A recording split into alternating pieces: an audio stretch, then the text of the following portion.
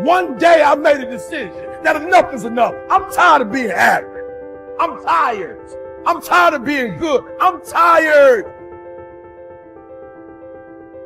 To get that good is a terrifying journey of self-discovery and confronting who you really are. Because you cannot make change until you acknowledge where you're actually at. Life is a fight for territory. And once you stop fighting for what you want, what you don't want will automatically take over. And so it's a fight, it's a challenge in life, every day. And what we have to do is embrace it. What we have to do is see it as a project to be worked on. I've read something once that I live by. It said, in life, you will always be faced with a series of God-ordained opportunities, brilliantly disguised as problems and challenges. I choose to make changes and not excuses. I choose motivation over manipulation. I choose to excel and not compete. I choose self-esteem over self-pity. I choose to listen to the voice from within versus the voices from without.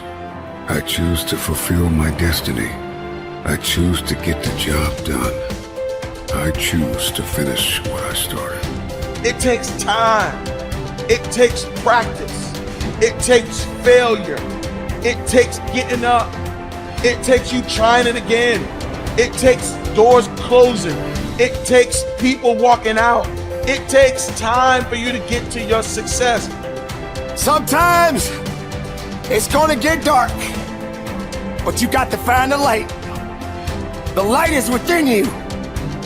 Believe in you when no one else does. Understand that your purpose will be fulfilled. It may not be today. It may not be tomorrow. It may not be next week. But it's coming. And as long as you're alive, you gotta keep going. Get prepared for the success. Get prepared for the progress. You can make this you. Make this power yours. Yours to keep forever. Because this is what you're gonna leave behind. This is what your legacy is made up of. The moments when you get knocked down but rise up over and over again. These are the building blocks of the legacy that you're constructing. These moments when you push forward and rise up over and over again. With everything I have to be the best that I can possibly be, better than I was yesterday, better than people thought I could be, better than I thought I could be. Then claim one victory that no one can ever take away from me, ever. A lot of you feel stuck because you're waiting for some kind of external force to either push you and pressure you to change and to be great and to be amazing, or you're waiting for somebody to give you permission. You're either sitting back because you need some sort of external motivation from somebody that's going to push you or praise you or pressure you in order to change, or some life circumstance, like maybe in your past you've experienced trauma or you faced something really scary and that was the thing that made you change. And then the second thing that people wait around for is permission. Look, those may or may not come in your life. If you are somebody that is sitting around waiting for some external force to come and do the work for you, that is such a losing bet. It's unbelievable. Maybe you'll get lucky. Maybe somebody will come, but more than likely, no one is coming. The only kind of force that will truly create change in your life is you, the internal kind of force. I hate to say it, but for those of you that feel really, really stuck, and you keep thinking that somebody's got to pick me, or somebody's going to discover me, or somebody's got to give me permission to write this book, it's ridiculous. This is external versus internal force. And what you have to figure out if you're stuck is, are you the kind of person that is guilty of needing, wanting, and waiting for external forces, people, an event, some outside force to kick you in the ass so that you'll finally do the stuff that you've been dreaming about doing? I want to tell you something. No one's coming. No one.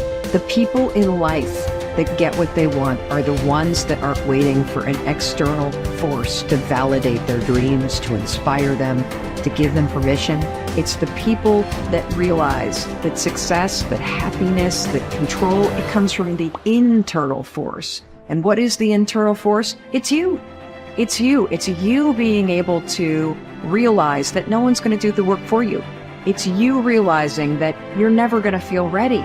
In fact, even as you start working toward the things that you really want to do, you're definitely not going to feel ready. And you're going to feel outside your comfort zone. And that's normal. When you start to feel like you're stretching yourself and you're sticking your scrawny neck out there and you're taking some risks, that's amazing because you're growing. So if you want to do something, if you thought about something you want to do, take it head on. Decide that you're going to start looking at it, start doing research on it, start tackling it, start becoming involved in whatever and wherever it might lead you to begin to explore the possibilities in that particular thing that you're seeking so that you can begin to learn all you can about it. Decide that you're going to face it, that whatever shortcomings you have, that you're going to strengthen yourself there. Whatever training that's required, that you're going to go get that training, that you're going to get started right now.